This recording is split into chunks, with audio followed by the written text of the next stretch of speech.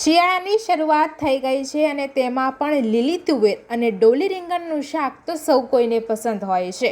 તો તમારી માટે લઈને આવી ગયા છે ડોલી રીંગણ અને લીલી તુવેરનું શાક. તો ચાલો જોઈએ તેની રેસિપી. અહીંયા મેં એક વાટકાની અંદર પાણી લીધું છે, જેની અંદર લગભગ 100 ગ્રામ જેટલી લીલી તુવેરના દાણા લઈ લીધા છે. ત્યારબાદ હવે આપણે ડોલી રીંગણને પાછળથી 2 કાપા મારી અને ચેક કરી લઈશું કે તે બરાબર છે કે નહીં, અને તે જ રીતે આપણે બધા રીંગણને કટ કરીને એડ કરી લઈશું. તો આપણા તુવેર રીંગણ તૈયાર છે. હવે મસાલો બનાવીશું. તો એની માટે મેં અહીંયા 8 થી 10 કળી લસણ, 2 લીલા મરચાં, સિંગદાણા, કોપરાની છીણ, લવિંગ, મરી અને સૂકા ધાણા લઈ લીધા છે. હવે આને આપણે એક ખલની અંદર લઈને તેને અધકચરું વાટી લઈશું. આ મસાલાથી શાકનો રસો ખૂબ જ જાડો અને ટેસ્ટી બને છે.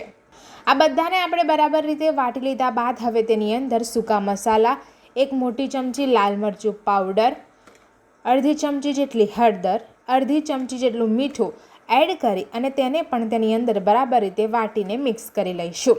તમને પસંદ હોય તે મસાલા તમે એડ કરી શકો છો, પરંતુ અસલી સારો સ્વાદ આ મસાલાથી જ આવે છે. હવે આપણે ગેસ ઓન કરીને કુકરને ગરમ થવા દઈશું. તેની અંદર લગભગ અડધી ચમચી જેટલું તેલ એડ કરીશું.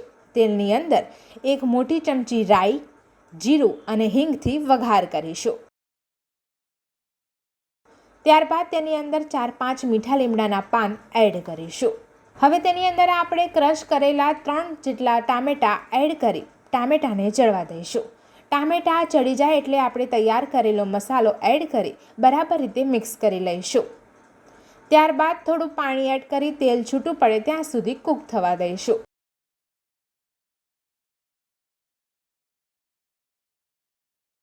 હવે આપણે તૈયાર કરેલા તુવેર અને રીંગણને તે મિશ્રણની અંદર એડ કરીને બરાબર રીતે મિક્સ કરી લઈશું. અહીંયા તમારે મરચું, મીઠું ચેક કરી લેવું. જે લાગતો હોય તે મસાલો એડ કરી શકો છો. હવે આ તૈયાર છે. તો તેની અંદર આપણે 1 મોટી ચમચી કસૂરી મેથી અને ગરમ મસાલો એડ કરી ફરીથી મિક્સ કરીને જરૂર મુજબનું પાણી એડ કરીશું.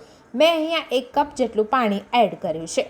હવે બરાબર એક ઉભરો આવે ત્યાં સુધી થવા દઈશું અને ત્યારબાદ માત્ર 2 વિસલ વગાડી લઈશું. તો તૈયાર છે લીલી તુવેર અને ડોલી રીંગણનું શાક. તો આને બાજરીના રોટલા, પરાઠા અને ભાત સાથે ખાવાની મજા આવે છે. તો બનાવો અને એન્જોય કરો. તો આવી જ ક્વિક, હેલ્ધી અને ટેસ્ટી રેસિપી જોવા માટે મારી ચેનલને સબસ્ક્રાઈબ કરો.